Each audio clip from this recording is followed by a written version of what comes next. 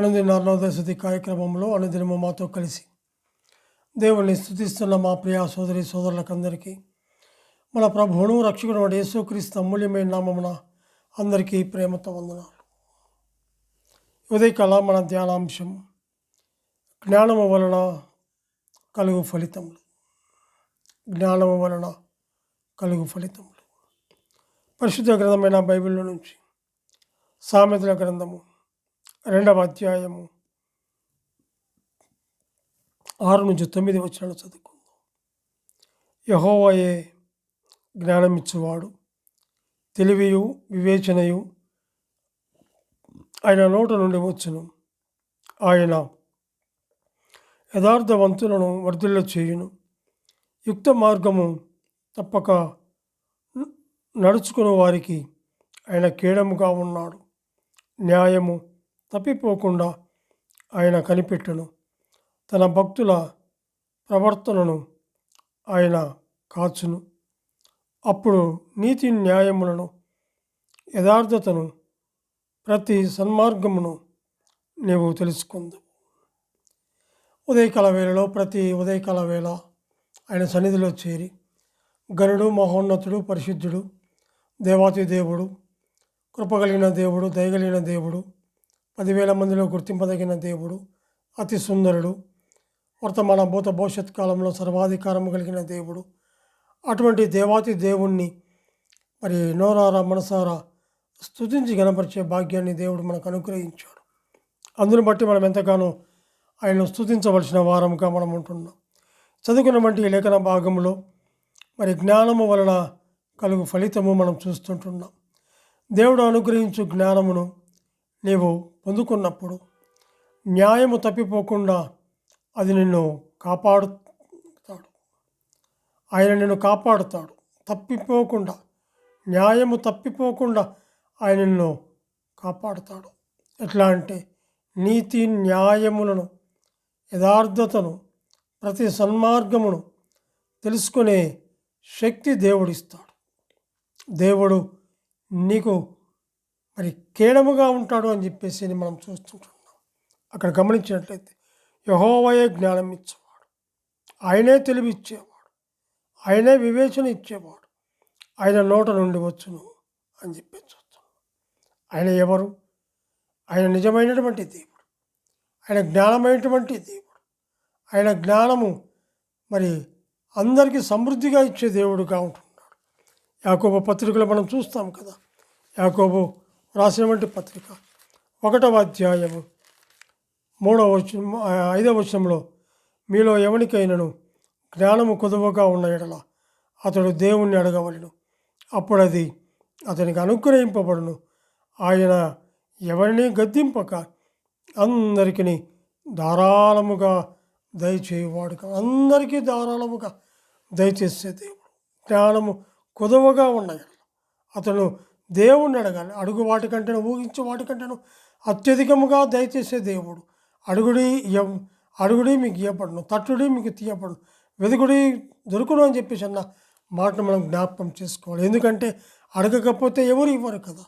మనుషులను అడిగితే మనుషులు మరి అడిగినప్పుడు ఏదో ఇస్తారు. కానీ అయితే సృష్టికర్త అయినటువంటి దేవుడు, నిన్ను నన్ను పుట్టించినటువంటి దేవుడు, నిన్ను నన్ను చూసినటువంటి దేవుడు, నీడల నాయడల ప్రేమ చూపించినటువంటి దేవుడు, నీకు నాకు రక్షణ అనుగ్రహించినటువంటి దేవుడు, నీ కొరకు నా కొరకు ప్రాణం పెట్టినటువంటి దేవుడు, అటువంటి దేవాది దేవుణ్ణి ఉదయకాల వేళలో నోరారా మనసారా స్తుతించి గణపరిచే ఆ కృపను దేవుడు మనకు అనుగ్రహించాడు. ఇక్కడ గమనించినట్లయితే జ్ఞానము వలన కలిగే ఫలితాలు ఏంటి అంటే మనం గమనించినట్లయితే దానియేలు గ్రంథము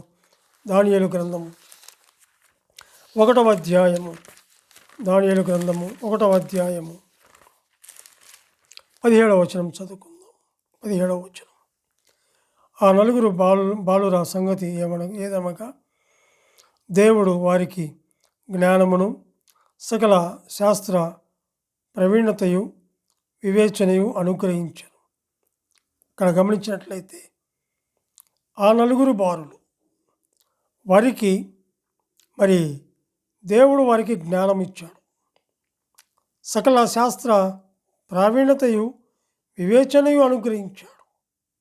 దానియేలు సకల విధములకు దర్శనములను స్వప్నం భావములను గ్రహించు తెలివి గలవాడై ఉండెను అని చెప్పి చూస్తుంటాం. ఇక్కడ గమనించినట్లయితే వారి పేర్లు కూడా ఇందులో వ్రాయబడ్డాయి. ఆయన ఎంత గొప్ప దేవుడు, అడుగు వాటికంటను ఊహించు వాటికంటను అత్యధికముగా దయచేసే దేవుడుగా ఉంటున్నాడు. సొలొమోను మరి ఆ దానియేలు అడిగినట్లుగా మనం చూస్తున్నాం. ఆ నలుగురు బాలుడు షద్రకు మెషకు అబేద్నెగోలు వారు అడిగినట్లుగా మనం చూస్తూ ఉంటున్నాం. ఇక్కడ గమనించినట్లయితే మరి దేవుడు వారికి జ్ఞానమును సకల శాస్త్ర ప్రావీణ్యతయు వివేచనయు అనుగ్రహించిన వాడుగా మనం చూస్తుంటున్నాం. అలాగే యోబు గ్రంథము 12వ అధ్యాయము 17వ వచనంలో కూడా మనం గమనించినట్లయితే ఆలోచన కర్తలను వస్త్రహీనులుగా చేసి ఆయన వారిని తోడుకొని పోవును, న్యాయాధిపతులను అవివేకులుగా కనుపరచును అని చెప్పేసి చూస్తున్నాం. ఇక్కడ కూడా మనం గమనించినట్లయితే ఆయన మరి అక్కడ మాట్లాడినటువంటి మాటలను బట్టి మనం చూస్తే ఆలోచనకర్తలను అన్నమాట, ఆలోచనకర్తలను అనుగ్రహించేవాడుగా ఉన్నాడు, జ్ఞానమును అనుగ్రహించేవాడుగా ఉన్నాడు, తెలివిని అనుగ్రహించేవాడుగా ఉంటున్నాడు. సజీవుడైన దేవుడు యెహోవా మాత్రమే జ్ఞానం ఇచ్చేవాడు.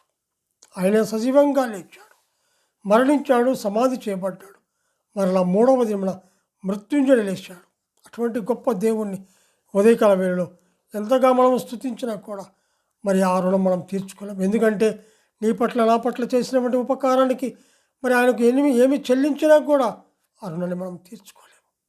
అందుకే విరిగి నలిగిన హృదయముతో ఆయన సన్నిధిలో చేరి ఆయన వాక్యానికి విధేయులమై ఆయన సన్నిధిలో మనము స్తుతించవలసిన వారముగా ఉంటాం. ఎందుకంటే దేవుడు అందరికీ మరి జ్ఞానం అనుగ్రహించేవాడుగా ఉంటాం. జ్ఞానం వల్ల ఫలితం ఎంతో గొప్ప ఫలితాలు మనం చూస్తుంటున్నాం.